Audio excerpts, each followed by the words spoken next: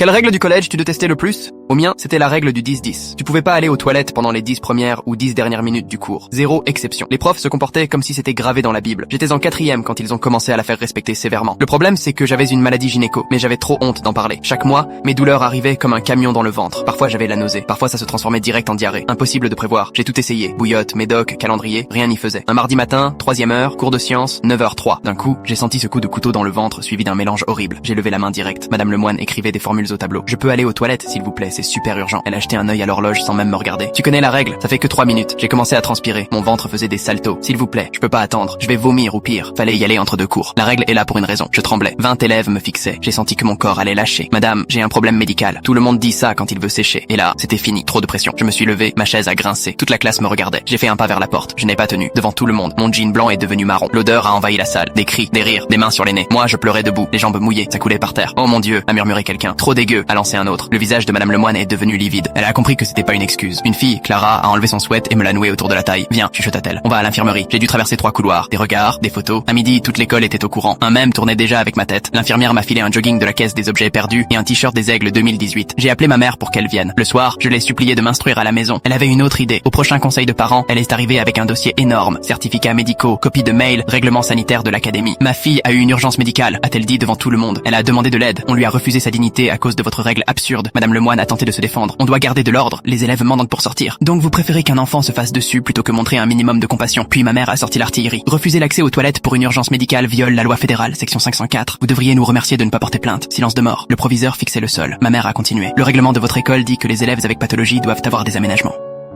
Ma fille a un dossier complet chez son médecin. Le lendemain, Madame Lemoine a été mise à pied. Le proviseur a convoqué toute l'école pour annoncer que les élèves pouvaient toujours aller aux toilettes en cas de problème de santé, règle du 10-10 ou pas. Mais le mal était fait. On m'appelait la fille caca dans les couloirs. Des blagues chaque fois que je sortais en classe. Un jour, quelqu'un a mis de la peinture brune sur mon casier. 3 mois après, Madame Lemoine est revenue. Son syndicat avait gagné. Elle faisait comme si de rien n'était, mais elle n'a plus jamais imposé la règle. Le dernier jour de l'année, Clara est venue me voir. Tu sais ce qui est drôle, dit-elle. La moitié des filles de notre niveau ont des soucis de règles aussi. Elles avaient là juste trop peur de parler. T'es devenue un peu leur héroïne sans le vouloir.